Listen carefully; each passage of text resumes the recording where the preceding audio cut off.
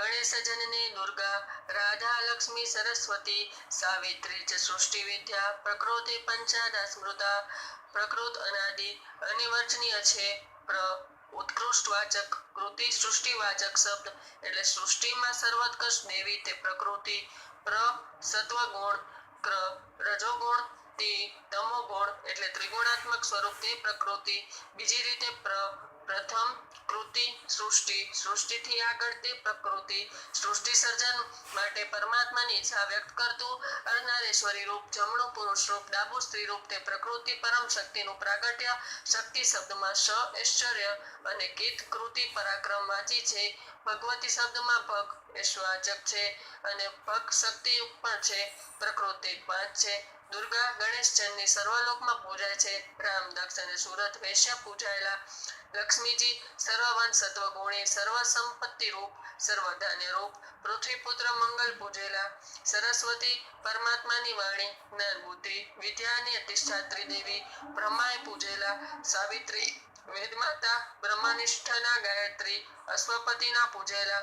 રાધાજી 5 પ્રાણ રૂપે ગોરવર્ણા દેવી શ્રી કૃષ્ણએ પૂજેલા. આ સિવાય પ્રકૃતિના અંશ રૂપે ઘણી દેવીઓ છે. કોઈ કલારૂપ અંશે, અર્થ સ્વરૂપેમાં મીઠા ધર્મા પત્ની તે સતયુગમાં દેખાતા નથી.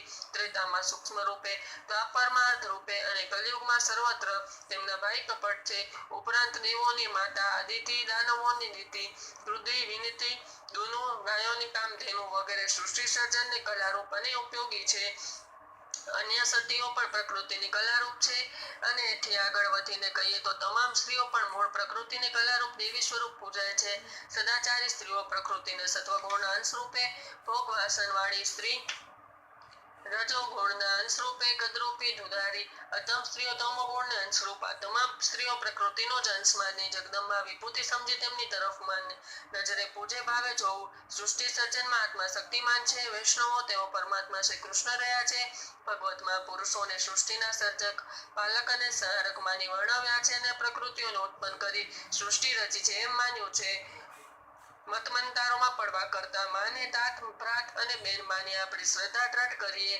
સંતતિના લાલન પાલન અને યોગ્ય ઉછેર માટે માં જે સહન કરે છે અને ભોગ આપે છે તેની તોલે કોઈ ન આવે. સૃષ્ટિપૂર્વક સૃષ્ટા કૃષ્ણ એ જ હતા. કૃષ્ણ એટલે જ પોતાના ભક્તિ અને નાશવત કૃષ્ણ. જગતને કહેનારો, ન એટલે કારણ રૂપ અર્થ કહેનારો, સર્વ જગતના કારણભૂત કૃષ્ણ. મહાવીર શક્તિ પાસે કૃષ્ણ પરમાત્માના એક સ્વર્ણ ભાગ રૂપે છે. મહાવિહારના અનેક બ્રહ્માંડમાં બ્રહ્માંડ પર વેદકૂટ લોક, ત્રિલોક જતા પ્રકૃત પ્રલય સુધી પરમાત્મા નિત્ય છે. પૃથ્વી પર બ્રહ્મલોક સહિત 7 સ્વર્ગલોક છે. આ સર્વમાં પરમાત્મા જ નિત્ય છે. સરસ્વતી પૂજન, મહાસુદ પાંચમ. પૂજન કરનાર પવિત્ર થઈ વિધિ પ્રમાણે કર સ્થાપના કરી. શ્વેત પુષ્પો, શ્વેત વસ્ત્ર, શ્વેત રંગવાળો પ્રસાદ તૈયાર કરવો.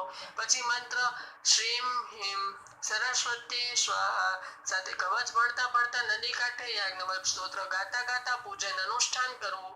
લક્ષ્મી પૂજન, સમુદ્ર મંથન પહેલા શ્રી લક્ષ્મીની પૂજા કરતા વેન્દ્રએ કહેલું, હે પ્રસન્ન મુખવાળા, સ્વયં પ્રકાશિત અને શસ્ત્ર પાખંડીઓ વાળા કમળમાં બિરાજતા નિત્ય યોહાના દેવી, આપને હું ભજું છું. હે માં, આપ ઉત્તમ આસને બિરાજો. બ્રહ્માએ મૂળ મંત્ર ઇન્દ્રને આપે. શ્રીમ હ્રીમ કલીએ કમલવાસીને સ્વાહા સાથે નમસ્કાર કરી શુદ્ધ ગંગાજળ, સુગંધી દ્રવ્યો, ધૂપ દીપ રક્ષયુક્ત નૈવેદ્ય ધરાવવા. આ મંત્રનું અનુષ્ઠાન 10 લાખનું છે. તે કરીને કુબેર, દક્ષ, સુવર્ણમનુ તથા પૃથ્વીપુત્ર મંગલે ઉત્તમ ફળ પ્રાપ્ત કર્યું હતું. સ્તોત્ર: હે નારાયણી પદ્મિની વૈષ્ણવી, સર્વ સંપત્તિ રૂપે સર્વ આરાધ્ય મહાદેવી લક્ષ્મીને નમસ્કાર. હે શ્રી કૃષ્ણના ઈશ્વરી ઇન્દ્રલક્ષ્મી, રાજ્યલક્ષ્મી, આપને નમસ્કાર. હે માતા, જેમ બાળપણમાં સ્તનપાન માટે અધીર થતા બાળકોને માતા દૃષ્ટિ અને જીવન તત્વ આપે તેમ આપ સૌને સર્વત્ર સદાય સર્વ સુખ આપનાર છો. હે પ્રસન્નવદના દેવી, મારા પર પ્રસન્ન થાવો. સ્તોત્ર પાઠ નિયમિત સવાર સાંજ કરનાર ભાગ્યવાન અને ધનવાન થાય છે. સાવિત્રી પૂજન, 14 વર્ષ સુધી આ વ્રત કરવાનું. આ વ્રત જેઠ સુદ કે વદ તેરસના વ્રતધારી થઈ ભક્તિભાવ સાથે વિધિપૂર્વક કરવું. કળશ સ્થાપન બ્રાહ્મણ એ કરવું. મંત્ર શ્રીમ હ્રીમ કલી સાવિત્રી સ્વાહા. શ્રી પરાશર મુનિ અશ્વપતિ રાજાને જણાવેલ વિધિ મુજબ રાજા પુષ્કળ ક્ષેત્રમાં પૂજન કરવાથી સાવિત્રી દેવી પ્રસન્ન થયેલા. રાધા પૂજન માં ભુવનેશ્વરીથી જગત ઉત્પન્ન થતા રાધા અને દુર્ગા પ્રગટ થયેલા. રાધા સર્વ કામના સિદ્ધ કરનારા દેવી, દુર્ગા સર્વના અધિષ્ઠાત્રી દેવી. મંત્ર રાધાજીનો હ્રીમ રાધાએ સ્વાહા, દુર્ગાજીનો મંત્ર એમ હ્રીમ ક્લીમ ચામુંડાએ વિજે, હે રાશેશ્વરી પ્રસન્ન થાઓ, હે શિવ શક્તિ આ સંસારમાંથી મને ઉગારો, પ્રકૃતિના અંશ રૂપે દેવીઓ પૃથ્વી દેવી મંત્ર ઓમ ભ્રીમ શ્રીમ કલી વસુધાએ સ્વાહા વડે શ્રી વિષ્ણુએ પૂજ્યા હતા.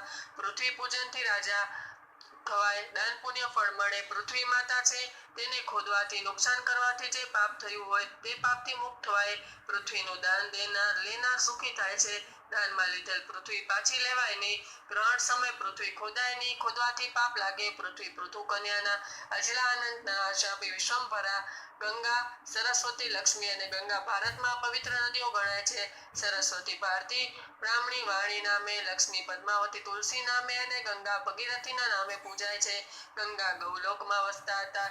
તે વખતે પૃથ્વી પર સૂર્યવંશી રાજા સગરના 2 રાણીઓ વેદભી અને શોભ્યા. વેદભીને શંકરની કૃપાથી 60,000 પુત્રો થયા. આ પુત્રો કપિલ મુનિના શાપે ભસ્મ થઈ જતા શોકમગન ગર્વનમાં જતો રહ્યો. પાછળ મૂત્ર અસમંજસે પોતાના ભાઈઓના ઉદ્ધાર માટે ગંગાને પૃથ્વી પર લાવા તપ કર્યું. તેના પુત્ર અંશરૂપે પડે કાર્ય માટે તપ કર્યું, પણ ગંગાએ કોઈ લાવી શક્યા નહીં. છેવટે ભગીરથે ઉગ્ર તપસ્યા કરી વિષ્ણુ તથા શંકરની પ્રસન્નતા પ્રાપ્ત કરી અને શંકરે ગંગાએ પોતાને જટામાં ઝીલી પૃથ્વી પર વહાવતા ભગીરથીના પૂર્વજન્મનો ઉદ્ધાર કર્યો.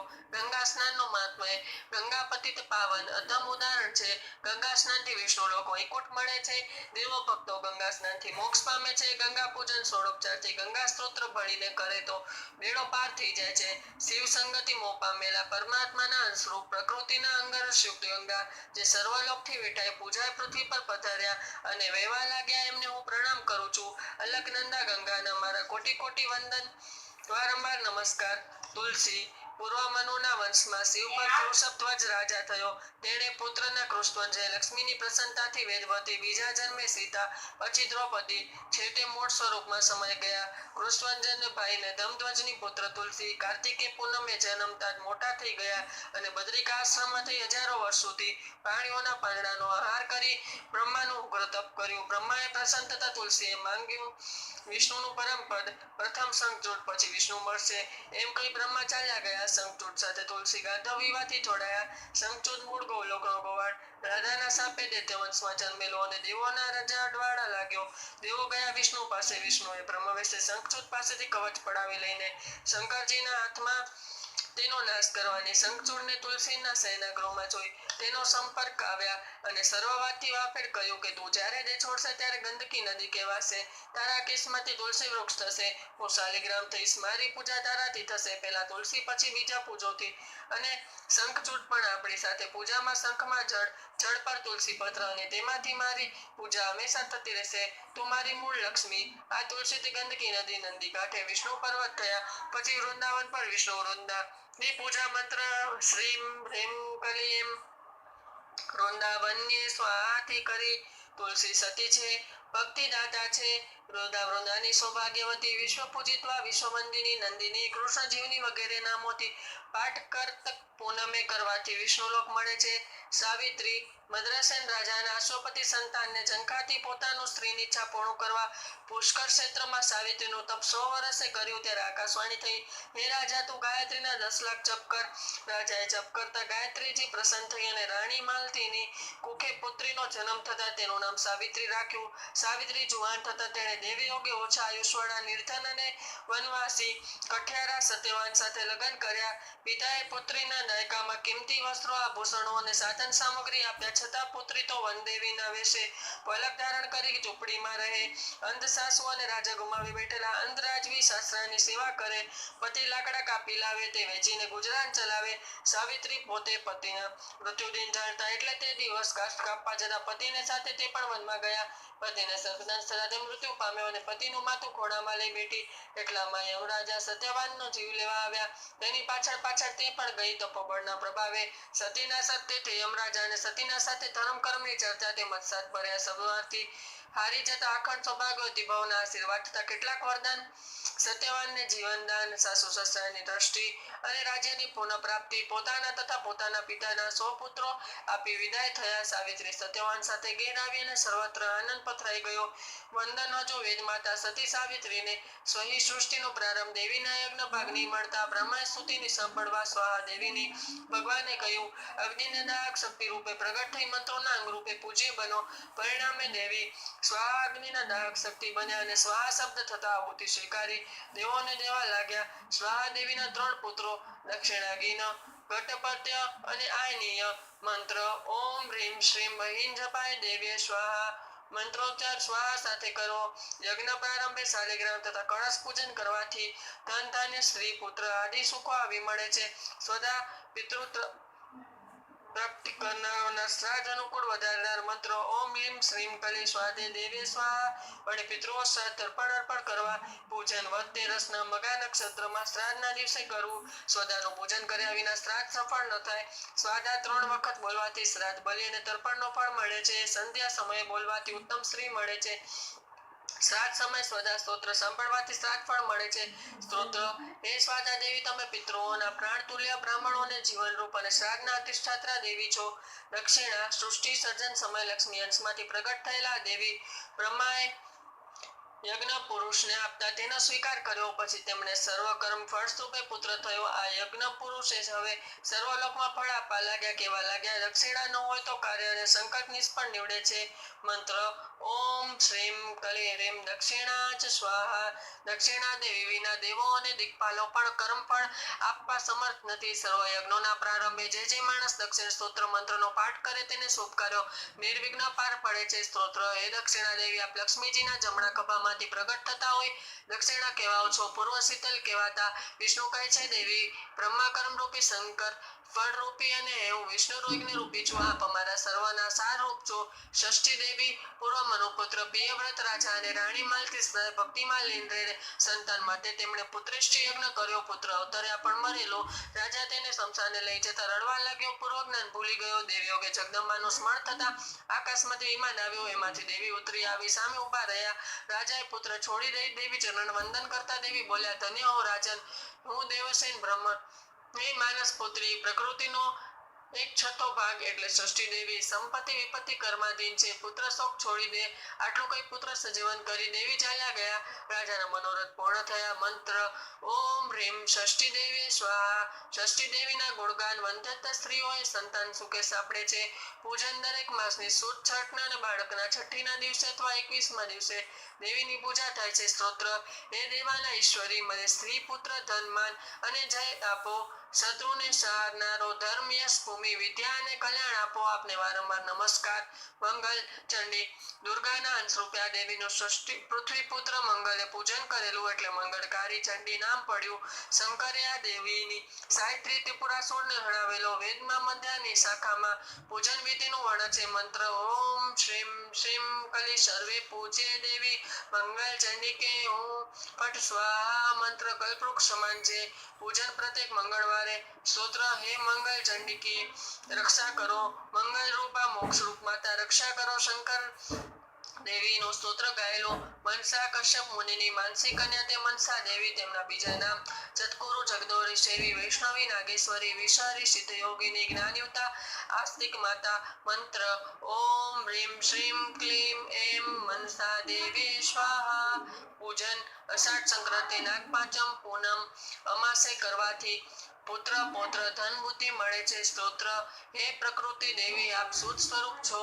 હિંસા અને ક્રોધથી રહિત છો. દયા સ્વરૂપ, ક્ષમા સ્વરૂપ માતા છો. આપને વારંવાર નમસ્કાર.